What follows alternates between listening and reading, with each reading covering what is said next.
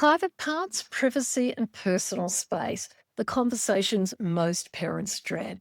But what if they could actually feel less awkward and even natural? Look, I get it. I've had those moments too, as both a parent and someone who's helped families talk about this for years.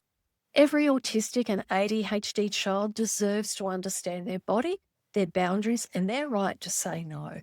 And these lessons, they don't just prevent harm, they actually build confidence and body autonomy. So let's start with the foundations, learning about bodies.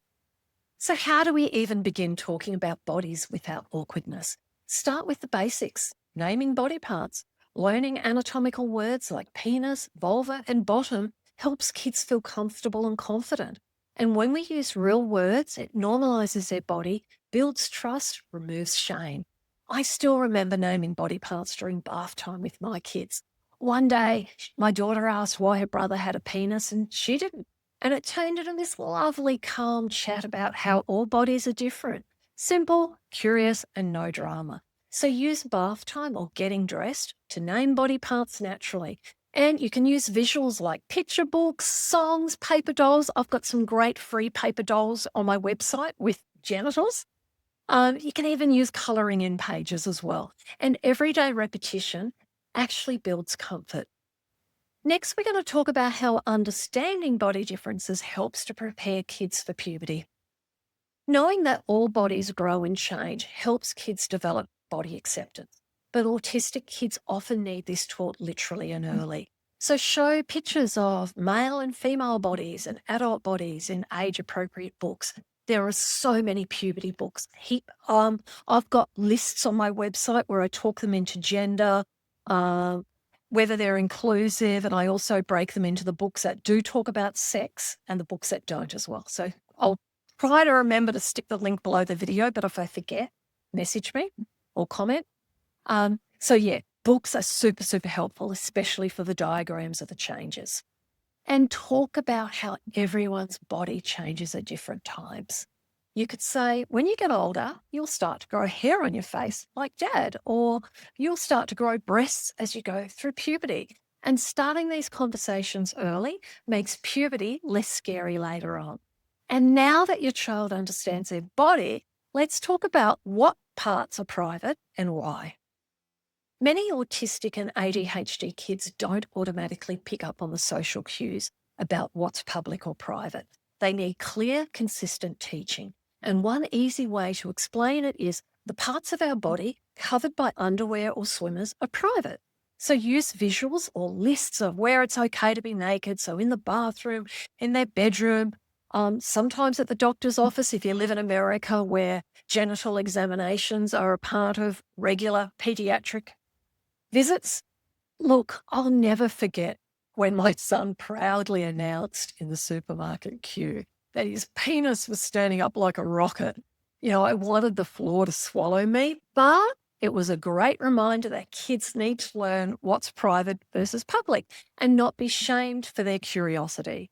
So visuals can help here. So pictures from books, or if your child often forgets steps, you can have pictures of, you're walking into bathroom, you close the door, you use a toilet, you wash your hands. So sometimes visuals can be really good for stuff. Even having visuals of the places where it's public and the places that are private. And once your child understands privacy, then it's time to start exploring personal boundaries and touch. Touch can be confusing, especially when kids get mixed messages about what's okay and what's not. So explain that some touch feels good and safe, like a cuddle from mum, and some touch doesn't. You can use a green tick and a red cross visual chart to make this clear. You could find pictures of touch that they say feels good and touch that doesn't. Google Images, there's so much stuff there. Just be careful though. Make sure you've got a porn blocker on just in case. Google has a safe image thing. So if you go into the settings, you can do that. Sorry, I use Google Chrome. You may not. There's lots of other browsers, and yeah, we won't go on a tangent about the politics of internet browsers. So I just want to share a quick story. In our house, we had a relative who always wanted hugs. My son didn't like them. So we practiced him saying, no, thank you, high five instead. And the first time he did it, I nearly cried. He felt proud, not rude. And that's exactly what consent looks like in action. Talk about when adults might need to touch their body for care. So, like a doctor's appointment, or if you need to be putting cream on their genitals. And talk about when people shouldn't be looking and touching their genitals. So, what happens if touch feels unwanted or is unwanted? Let's prepare kids to say no with confidence. Sometimes kids will face situations where touch is unwanted and they need the tools to respond. So, teach them that it's okay to say no to touch, especially if someone wants to look at or touch their genitals or wants them to look at or touch their genitals. So, practice short literal scripts. No, thank you, or stop, or I need space, or I'm the boss of my body. No. Role play at home and make it fun, not scary. You can use Lego, you can use dolls, you can act it out and have fun and be silly, but still get that message across. And also, for some kids, it can also be about visuals. So you might want to create signs or something as well, or put it on a piece of paper so that they can show it if they want to. If they, know that someone's visiting and they can write up a little sign. What I used to do, which is sort of a sneaky way, and I tell a lot of parents who struggle with this, is I used to get the grandparents to read books about body safety and consent. And they would sit down and read the book, and it would give the message to the kid, but would also give the message to the grandparent that this is what we're teaching our child. So that is a really good way to get the message across in a less confrontational way. And I just also want to say it's about revisiting these lessons often, because confidence builds through repetition and calm reminders and not one-off talks.